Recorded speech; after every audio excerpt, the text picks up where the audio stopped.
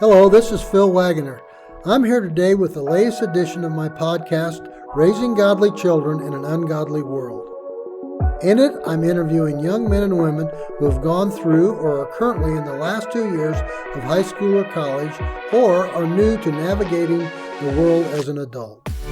These are young people who have kept their faith in God through the social and mental pressures that affect us all, especially young adults who are trying to find their niche in life. I want to know how they did it and are continuing to do it as they go from one step to the next in life. Then, when possible, we'll talk to their parents and get their perspective on their involvement. And at the end, I'll expound on a scripture from the Bible that talks about parenting.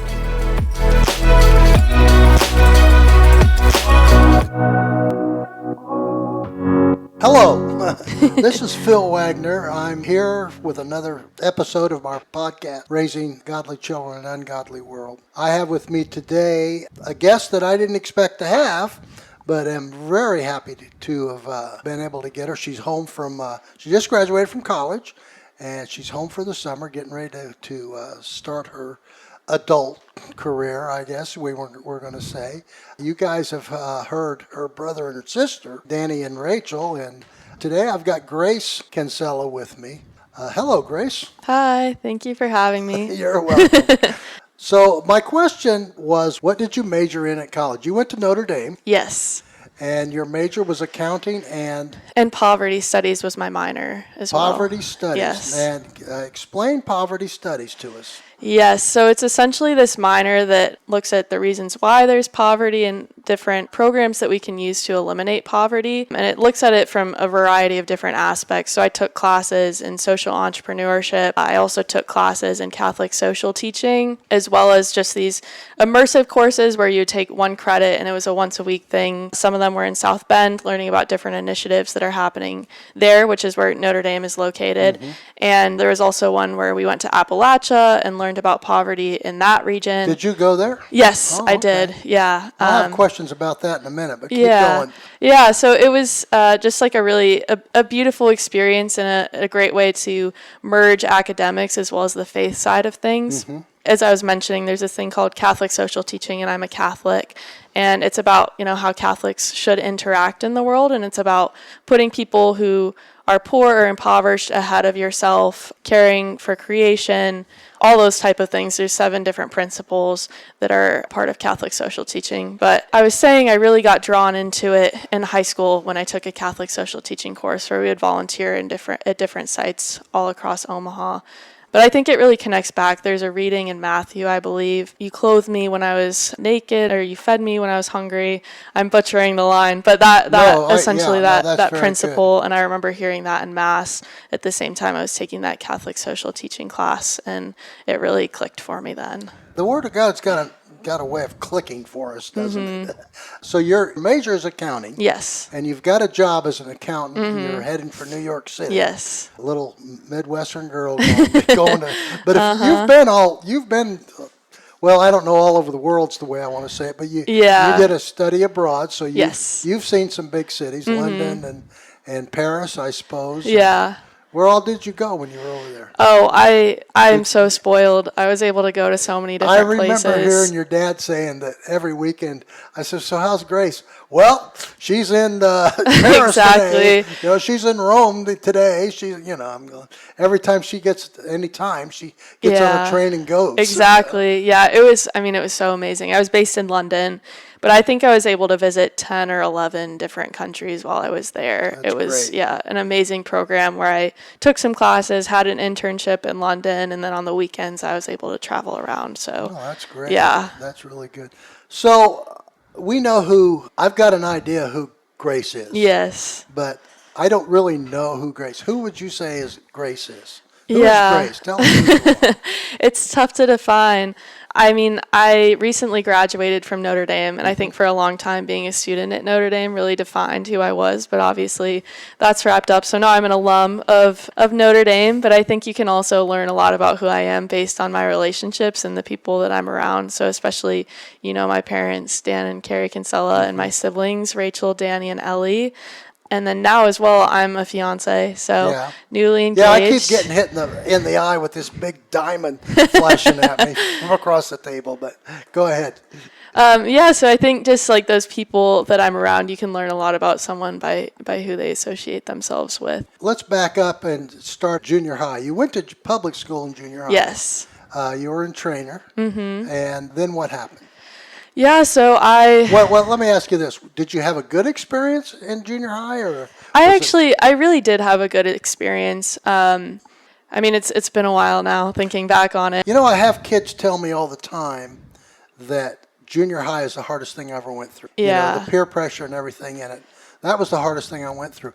But I know that the further away you get from it, that's definitely true. And I think I really didn't have as negative of an experience as a lot of people do, I think. Mm-hmm. I just really I liked school a lot, so that was definitely an advantage for me. So I enjoyed that. I had a great group of friends from what I remember. We like really enjoyed hanging out with each other. I was playing sports. I really did have like a pretty decent time. I mean, obviously there's the normal challenges of being in middle school, but tell me what they are. I'm an old guy. I don't remember. I mean, I feel kind of old now. It's been a while, but just like everyone's growing and changing, and there's different friend groups.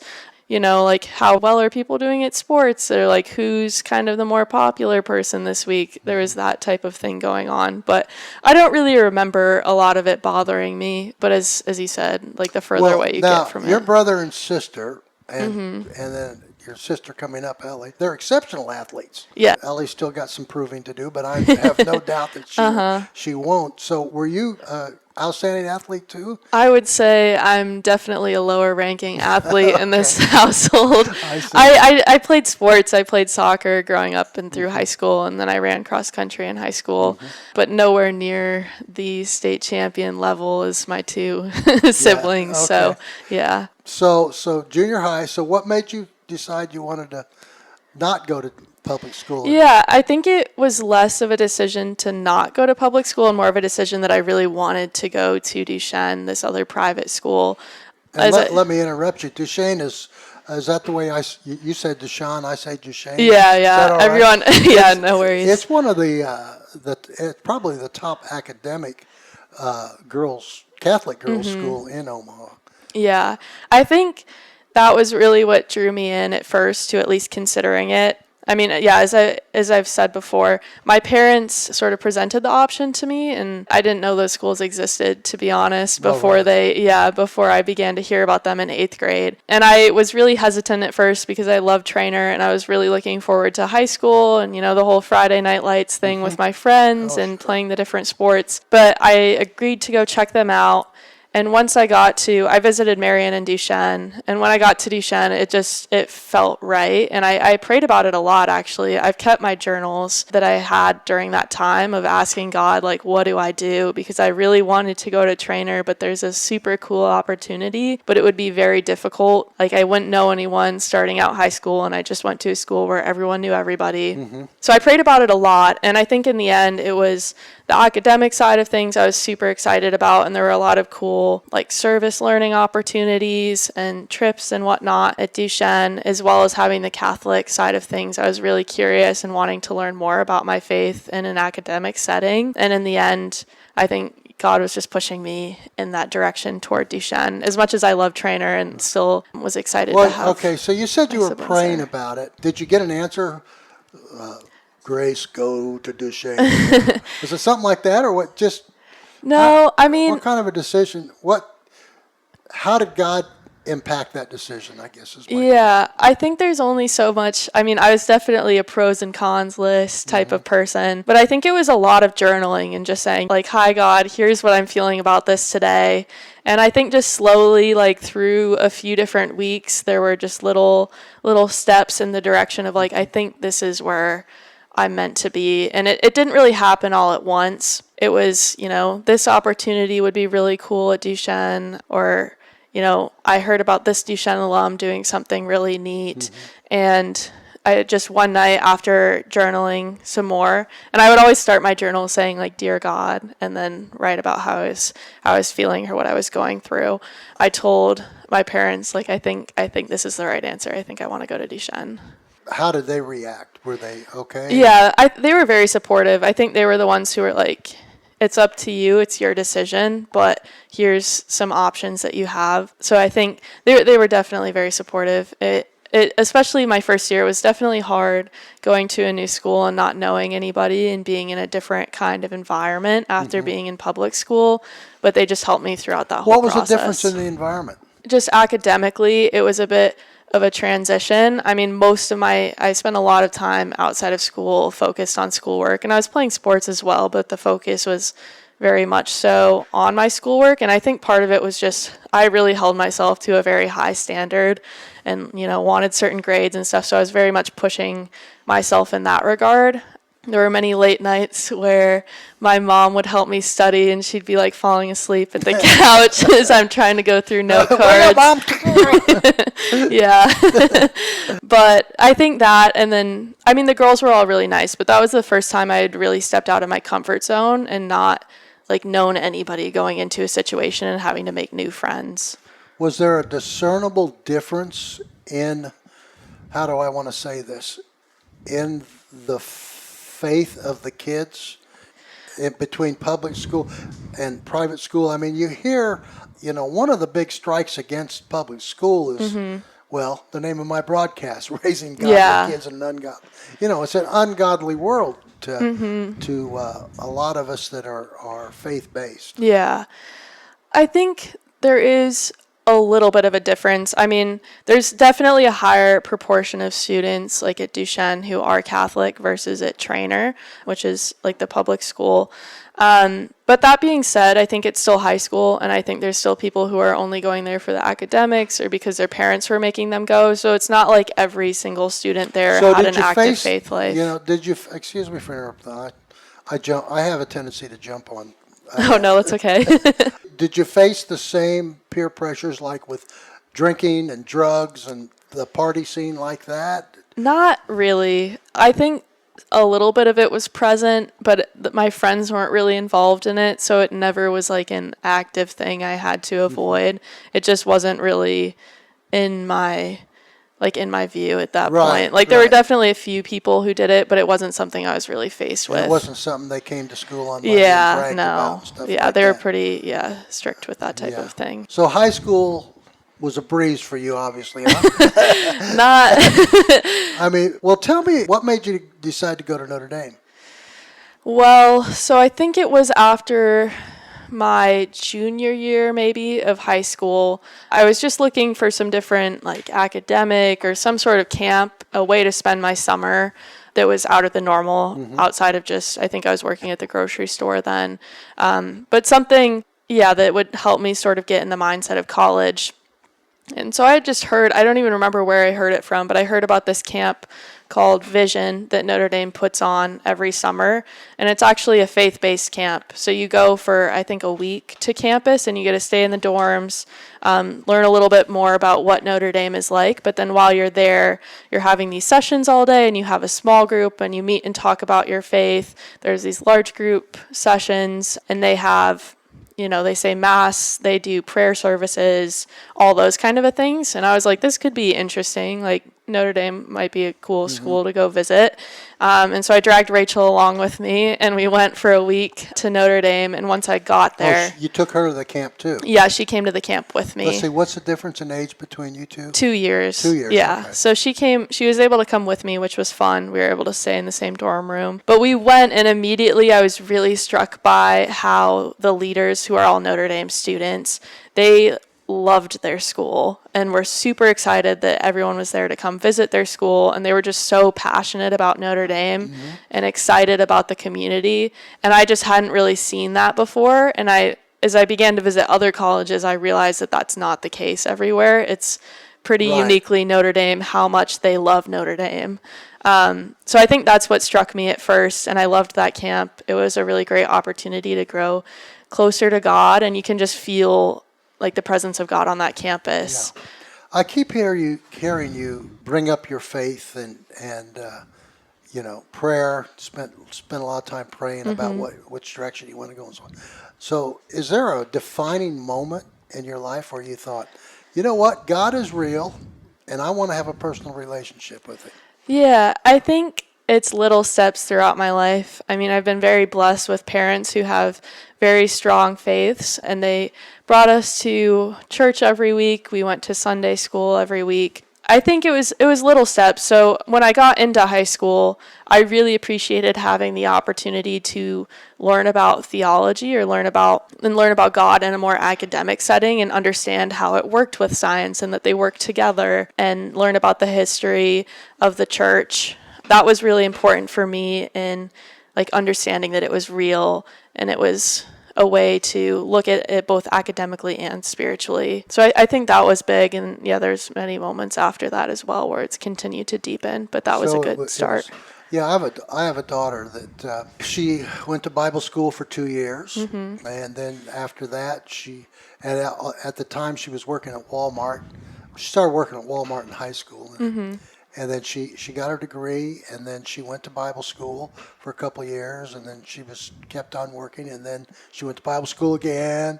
And when you ask her that question, was there a defining moment? No, it was just step by step, exactly. and all of a sudden, and that's cool. That's really good, and I'm glad to hear that you realize that. I mean, you don't have to have a big aha God moment to have faith in God and to have a relationship with Him. Then correct me if I'm wrong. You didn't face a lot of peer pressure because of the friend group that you had helped a lot. Yeah, not as far as like traditional high school things. I mean, it was challenging in other ways, just like making new friends and that type of thing, and learning how to balance schoolwork and managing like expectations you have for yourself and learning how to push yourself. But in like the traditional high school sense, I didn't really face a lot of those pressures. So when you got to college, did that change? Well, I think it was a little interesting for me because I started during COVID. So I graduated high school in 2020. And so I didn't really finish out my senior year because of COVID. I didn't realize that, yeah. Yeah, so it was a little bit different. So I think Notre Dame did a really excellent job of how they handled COVID. They still had a lot of opportunities for us to meet people. It was definitely very different than it normally is. So you would have gone to, your first semester started in September of 2020. Yeah, it was August. Yeah, we started a little bit early. But so you did start Yes. Traditionally yes. on So time. we did. Yeah, we started on time, which was great. Everybody masked up and all that? Yeah, everyone was masked. There were so many different rules thinking back on it. It was like you and your roommate in your room, and for a while no one else was allowed to go into your dorm room. You couldn't eat food in the dining hall. They had like these spaces outside that you could eat so that you were further away from people. So that was different, and you didn't have your traditional welcome week events where you're meeting a ton of different people. A lot of classes, were on. It was great that we were mostly in person. We did have 2 weeks where everything was on Zoom because our COVID numbers were so high, but Notre Dame was one of the only schools where they kept the students there, and I'm really appreciative of the fact that they did because we were at least able to have some of those Did you get it? experiences. I didn't. Yeah, not at least while I was at school. There was only one time I was like contact traced and had to like be in my room for a few days. How about your roommate? She didn't get it either, I don't think. But I'm not sure if we had it earlier in the summer before going to school, but at least during that testing period, I didn't ever have it. So definitely thankful for that. Yeah, I never had any symptoms, but there are things that I don't taste as well as I used to. Oh, wow. and Yeah. don't smell as well. Yeah. So I wondered the same thing. I don't know.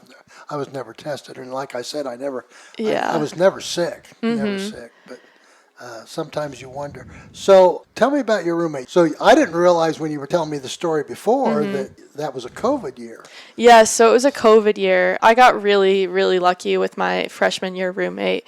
Notre Dame actually does it, so everyone gets a random roommate, even if you like knew someone going in. Really? They're one of the only schools I know that does that. And obviously it's not perfect every time, but I was in a super great scenario where I met like one of my best friends, and we were roommates my freshman year, which she was definitely someone that I leaned on, especially. Where was she from? She was from Orlando, Florida. Okay, so bigger school, bigger setting. Yeah. Different part of the country. Definitely. And it's funny thinking back when you like first found out who your roommate was and you were messaging them. It's not like I knew she was going to be like one of my best friends, but it was really great that we were able to get through that time together. And she was my roommate every year except the year we both went abroad at different times. So it was really special to have her through that. And I was telling the story before about how she originally was baptized Catholic, so she was baptized as an infant, but her family was not practicing, so they weren't really attending church throughout her life. But I was recently her confirmation sponsor this past spring, so it was really beautiful to see her come into her own faith. She decided she wanted to take the leap and become a Catholic for herself, and it was really cool to see that progression throughout the past 4 years and see her develop more of a personal relationship with God and develop her Catholic faith as well. And it was really beautiful this past year to have her decide she wanted to officially become a Catholic. And we did classes together in preparation for that. So she's definitely been a special person throughout my college career. That's so cool that you were able to be part of that. I know that's that I've got several people in my life that they're very good friends, and we kind of grew in the faith together. Yeah. And that's, in fact, my best friend in high school, who we were probably voted least likely to ever be Christians in high school, came to faith in Jesus about the same time I did. So yeah, that's really beautiful. And I mean, he was in New York, and I was in Nebraska, and just happened to call him up one day, and he goes, "You're not going to believe what happened to me." And I said, "Well, you're not going to believe what happened to me." So yeah, that's really great. So big disappointments in your life. Anything that's was a really big deal. Now you look back on it and go, "Well, God was there for that." Yeah, I think.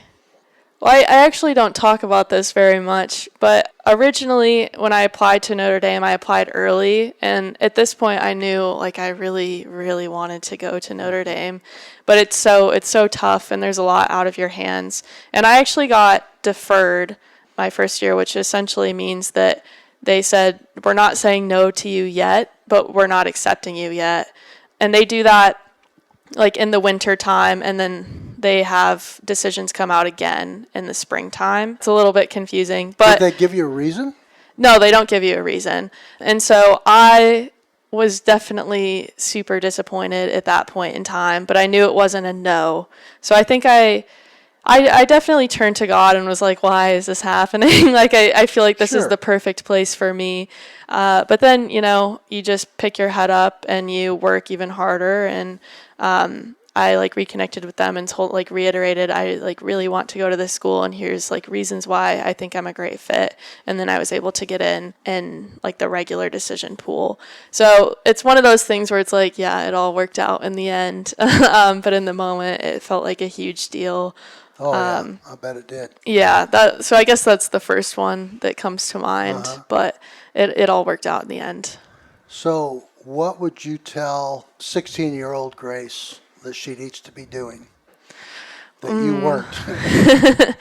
I don't know that there's anything that I wasn't doing. I think it would just be don't worry about it. It's all going to work out. Just keep your head down and work hard, and it'll all come together. Yeah. See, I've got a granddaughter that has, she's just super. She's a 4.3 something in all high-end courses, and she's going to graduate this year, and works hard, gets up, leaves the house at 7:30, gets home about 9:30 at night, and then she does her homework. And the thing that concerns me is the fact that she's very much, and I'm hearing this from you, and you can correct me if I'm wrong, but she's very much goal-oriented. This is where I want to do. This is where I want to be.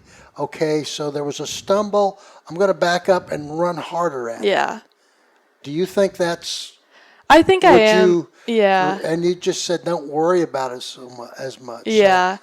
I think one of my flaws is just unnecessarily stressing about things because I am very goal-oriented, and I know what my goal is, and I need to get there, and I know I'll get there somehow, but sometimes I need to take a step back and be it'll all be okay. What would happen to Grace if she got to you're going to New York City. I don't know if we mentioned that for your job. Yes. You're going to live in Manhattan. So what would happen to Grace if she got there and nobody liked her, nobody thought she was doing a good job, and got fired? Well, hopefully I would be able to find something else very quickly. But I definitely would lean on... what would that do to you spiritually? Yeah, I think I would definitely turn to God in that moment. And part of that would be just talking with my family and them. They're definitely great support systems and reminding me of the presence of God. I think I try and do my best to remember God in the high moments as well as the low moments.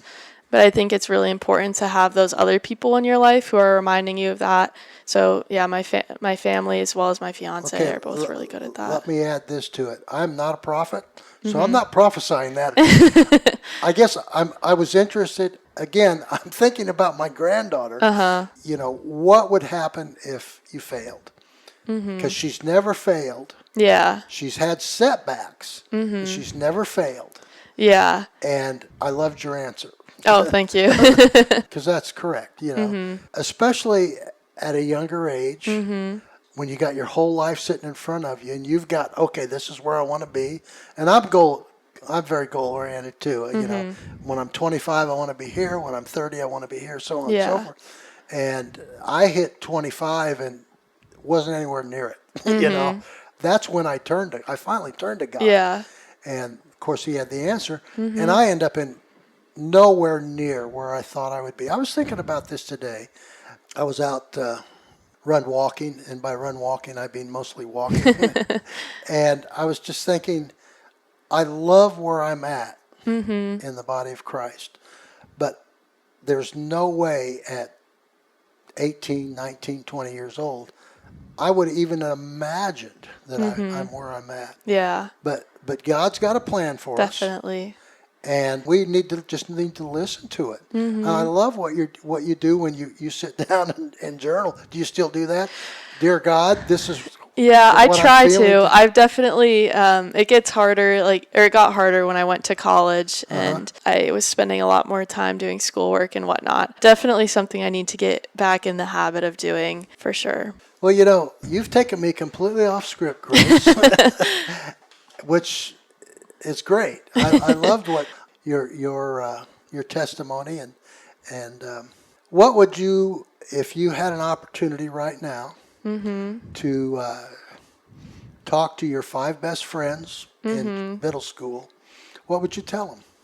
Oh boy, my 5 best friends in middle school. Well, I actually saw one of them the other day. I would just say, thank you for being there during that time, and thanks for making what is such a difficult time for most people a really positive experience. And I think I would also just reiterate, while we may be living in different parts of the country, just know that I'm always here for you, and I'm just a text away, and I would still do anything for any of them. That's probably what I would say right now. You're engaged, but have you considered being a nun? I think my dad is a little disappointed. No, he likes Zach a lot. He was joking when I got engaged and I sent the text out to my family members. He said, I've got 2 more chances at a nun with Rachel and Ellie. No, your dad is not a father of the nun. That just... I can't see that working, but you certainly have a wonderful family, and yes, definitely. They've been a great influence on me too. Do you have something you want to close with? Well, I think maybe for the next stage of my life, just getting engaged, or just something I was thinking about when I was hearing some of the other podcasts. I think my siblings talked a lot about how who you surround yourself with is so incredibly important. And I wholeheartedly agree with that. And I think I always knew that when it came to friends. But I think it's also really important in dating someone and finding the person you want to be with the rest of your life. And I think that it was, like I said, it wasn't something that I originally was I knew it was important to have someone with my own faith, but I didn't think it was mandatory. But now looking back on it, I'm very, very thankful that Zach, my fiance, he's also Catholic. He actually converted when he was in high school, which is a really beautiful story to hear about sometime. He converted to Catholicism? He converted to Catholicism. He just wasn't really practicing like any form of like Christianity. He didn't really attend church growing up or anything, except like when he was with his grandparents maybe once a year. Oh, we got to get that guy on. Yeah, no, he has an incredible story. I'm serious. Sometime when he would love that. When he's here, I would really love to. Yes, I will let you know when he's in town. Do that. It's really beautiful, and he's an excellent speaker. But he converted when he was in high school, and he actually went to the same Notre Dame camp that I was talking about. There's a chance we were there the same week when we were in high school, which is funny. So was it love at first sight? We were definitely friends, and there's definitely something there, but it took us a while. We actually met at like a campus ministry group. So it was essentially this group when we were freshmen, where it was like all people who, had a belief in God, and it was just a group you could come to your first year, and they met once a week, and you could just talk about what was going on, and we do a little bit of prayer while we were there. So that's where we met. Our first meeting was on Zoom, actually, so that's the first time we remember seeing each other because of COVID. But then we... was it a one-on-one? No, it wasn't one-on-one. Hey, there's a guy over there. I like him. I think we both clocked each other. Okay. But yeah, we met on Zoom and then just became friends through that group that we were doing. And then we had a couple classes together. So we remained friends, but had different friend groups for like a year or two. And then actually, kind of an interesting story. My junior year... This is going to go in way too much detail. My junior year is the year that traditionally students go abroad. So I was going abroad in the spring semester. But actually, 8 of my closest friends were all going in the fall. So this was another time where I was definitely leaning on God, leaning on my family, because it was really difficult. All my close friends who I had just met and was really connected to at this point, all were going to be gone this whole semester. And so I was like, I don't know who I eat dinner with anymore, because these were the people I would eat dinner with every night. And so it was very intimidating. All girls? Yeah, all girls. It was really intimidating going into this semester. And I was like, I really, I have some friends who I don't see all the time who I can reach out to, but it was going to be a lot of pressure. There wasn't a group that you just could easily go along with. And so very intimidating, and it worked out. It was definitely hard at first, but thankfully I had a roommate who was super nice and brought me along to a lot of her different social events. You're talking about when you got to Europe? No, this is still when I'm at Notre Dame, but my friends were all around the world. But, your roommate had left. Yes, my roommate had left. So this was a new roommate. Okay. And she was super sweet. We became friends. And so slowly it worked out. It was definitely hard at first. But I think that was when I reached back out to the guy who's now my fiance, because we had been friends our first year, but hadn't been in touch quite as much. And so then we started hanging out consistently and started dating that semester. So it worked out okay, even though all my friends were gone. And then we happened to both be studying abroad in the same place. And so that worked out really well. I know, it worked out very well. But so in those times where you think it's going to be the worst semester ever, it ended up being the best. So it worked out. Yes, exactly. But yeah. Thank you. This has been a real privilege and thrill for me. I appreciate you being here. So yeah, no problem.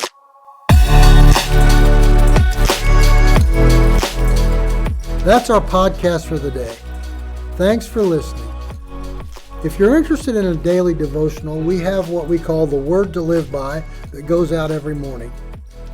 To have that sent to you on a daily basis, send me an email at pbwags@gmail.com. That's pbwaggs@gmail.com. Thanks again for listening. See you next time.